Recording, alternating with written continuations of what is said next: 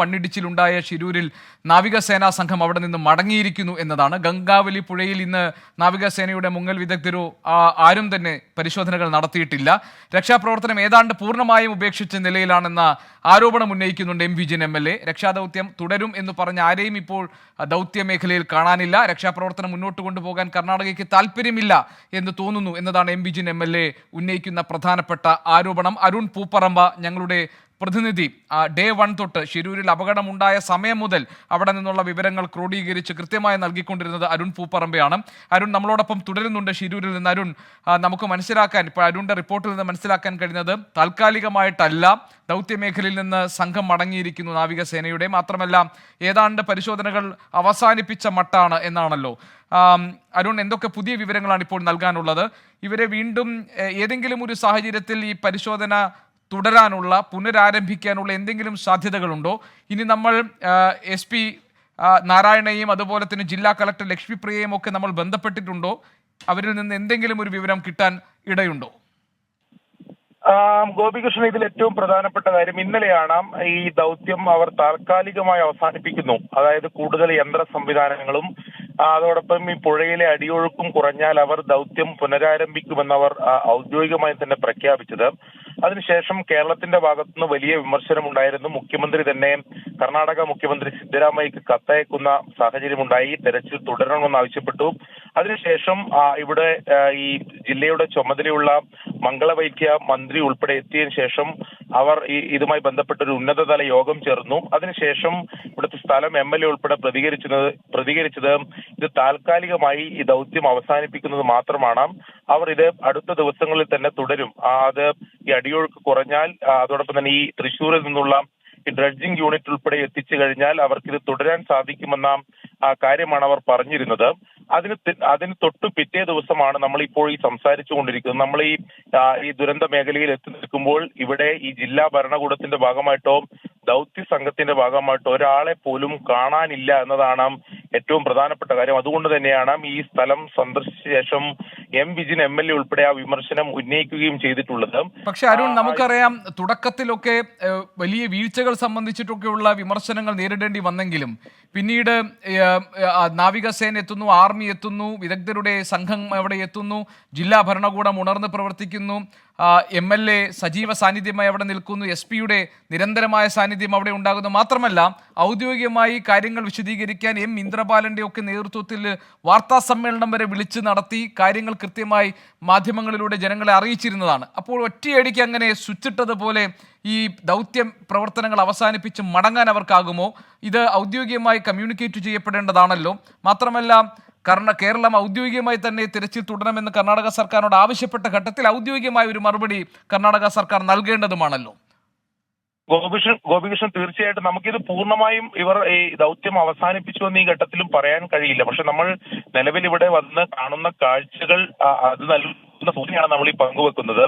നിലവിൽ ഇപ്പോഴും ജില്ലാ ഭരണകൂടം, രാവിലെ നമ്മൾ കളക്ടറുമായി സംസാരിച്ചിരുന്ന അരുൺ, റേഞ്ച് ഇഷ്യൂ ആണ്. അരുണിലേക്ക് ഞാൻ വരാം. അരുൺ പൂപ്പറമ്പ നൽകുന്ന പ്രധാനപ്പെട്ട വിവരം എന്നത് ഷിരൂരിൽ നിന്ന് ഇപ്പോൾ ഒരു പരിശോധനയും ഷിരൂരിൽ നടക്കുന്നില്ല. മണ്ണിടിച്ചിൽ സാധ്യത കണക്കിലെടുത്ത് ഈ ദേശീയപാത അടച്ചിട്ടുണ്ട്. പക്ഷേ മറ്റ് പരിശോധനകളൊന്നും നടക്കുന്നില്ല. ഇന്ന് നാവികസേനയിലെ ഒരു അംഗം പോലും ഗംഗാവലി പുഴയിലേക്ക് ഇറങ്ങിയിട്ടില്ല. ഒരുപക്ഷെ അവർക്ക് കൃത്യമായി അതിന് വിവരങ്ങൾ കിട്ടാത്തത് കൊണ്ടായിരിക്കാം. ഏതായാലും അർജുൻ്റെ മൂത്ത സഹോദരി ശ്രീമതി അഞ്ജു നമ്മളോടൊപ്പം ഉണ്ട് ടെലിഫോൺ ലൈനിൽ. അഞ്ജു, ഞങ്ങളുടെ പ്രതിനിധി അരുൺ പൂപ്പറമ്പ ഇപ്പോൾ ഷിരൂരിൽ നിന്ന് നൽകുന്നൊരു വിവരം ഇപ്പോഴവിടെ ഒരു പരിശോധനയും നടക്കുന്നില്ല എന്നാണ്. നിങ്ങൾക്ക് എന്തെങ്കിലും വിവരങ്ങൾ കിട്ടിയിട്ടുണ്ടോ കുടുംബത്തിന്? ഞങ്ങൾക്കൊന്നും ഇതുവരെ കിട്ടിയിട്ടില്ല. അപ്പോൾ ഒന്നും നടക്കുന്നില്ല എന്നല്ലേ നമ്മൾക്ക് പറയാൻ കഴിഞ്ഞത്. ഏതായാലും ഇത്ര ഇടപെടലുകളും കാര്യങ്ങളും ഒന്നും ഉണ്ടായിട്ടും പ്രത്യേകിച്ച് അതിന്റെ കാര്യങ്ങളൊന്നും ഇന്നിപ്പോൾ അവിടെ കാണുന്നില്ല. നമ്മൾ ആരുമില്ലാത്ത രീതിയിൽ തന്നെയാണുള്ളത്. ഇനിയിപ്പോൾ നമുക്ക് പ്രതീക്ഷയൊന്നുമില്ല. ഇനിയിപ്പോ ഓരോ പുതിയ സാങ്കേതിക വിദ്യകൾ കൊണ്ടുവരുന്നതിലൊക്കെ ഓരോ രീതിയിലുള്ള ടെക്നിക്കൽ റീസൺസും ഓരോ പ്രശ്നങ്ങളൊക്കെ നമുക്ക് ഇപ്പോൾ തന്നെ ഇൻഫർമേഷൻ കിട്ടുന്നുണ്ട് പല ഭാഗത്തുനിന്നും. നമുക്ക് പ്രത്യേകിച്ച് ഇനിയിപ്പോൾ ഒന്നും പറയാനില്ല. നമ്മുടെ ഭാഗത്തു നിന്നൊക്കെ മാക്സിമം ആയിട്ടുണ്ട്. ഇന്നലെ നമ്മളൊക്കെ ഇത് നിർത്തൂല എന്നുള്ള പ്രതീക്ഷ ഉണ്ടായിരുന്നു എല്ലാവരും ഇടപെട്ടതിന് ശേഷം.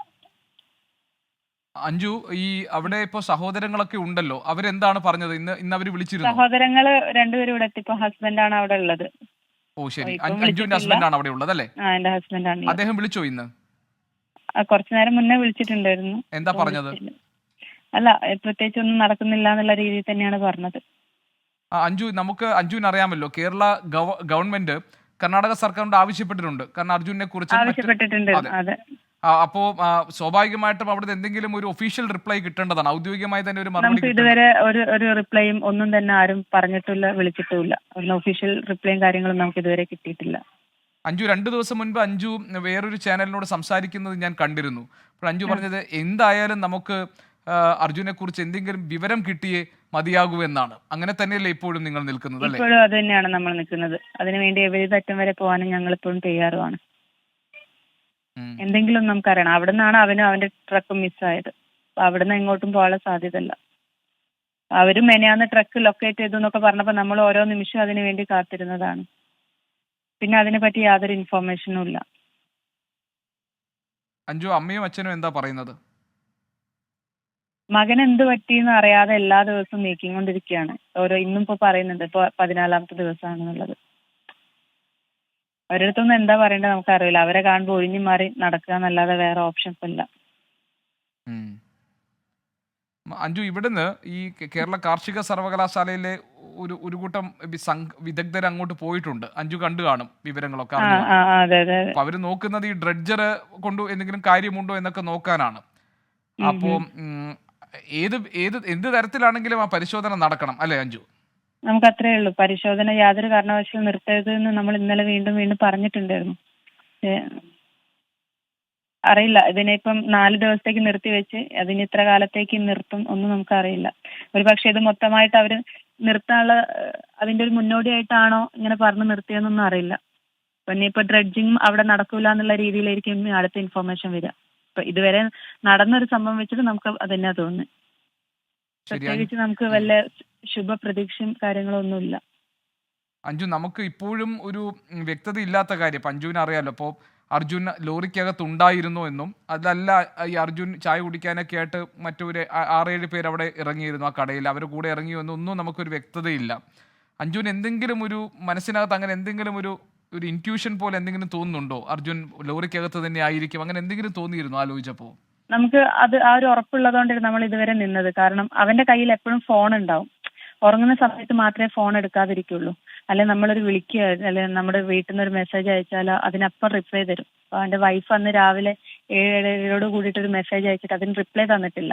അവൻ ഉറക്കത്തിലാണെങ്കിൽ മാത്രമേ റിപ്ലൈ തരാതിരിക്കുള്ളൂ. 2 ടിക്കിൽ മാത്രം അവിടെ നിന്നതാണ്. റേഞ്ച് ഉണ്ട്, 2 ടിക്ക് അവൻ സീൻ ചെയ്തിട്ടില്ല. അതുകൊണ്ടാണ് നമ്മൾ അവൻ അതിൽ ഉറങ്ങായിരിക്കും എന്നുള്ള ഒരു വിശ്വാസത്തിൽ നിന്നത്. ഇപ്പോഴും ഫോൺ എടുക്കും. ഇപ്പൊ ചായ കുടിക്കാൻ പോവാണെങ്കിലും ജസ്റ്റ് ഫോൺ എടുത്തൊന്ന് നോക്കുമല്ലോ, വീട്ടിൽ നിന്ന് കോൾ വന്നിട്ടുണ്ടോ മെസ്സേജ് വന്നിട്ടുണ്ടോ നോക്കും.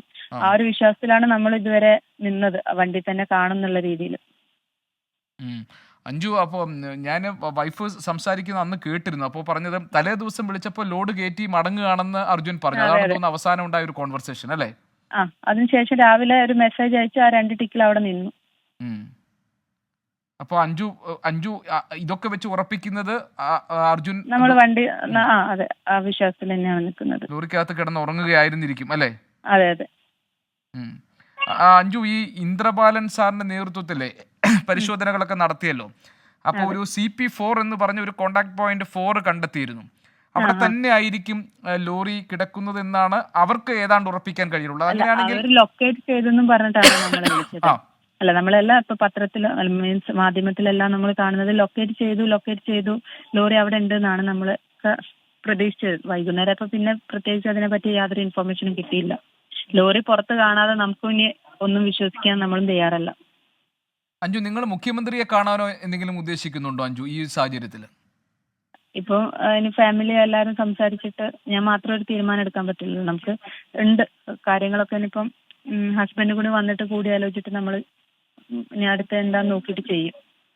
ഏതായാലും സർക്കാരിനോട് ആവശ്യപ്പെടുമെന്ന് കരുതാം, അല്ലേ? അതെ അതെ.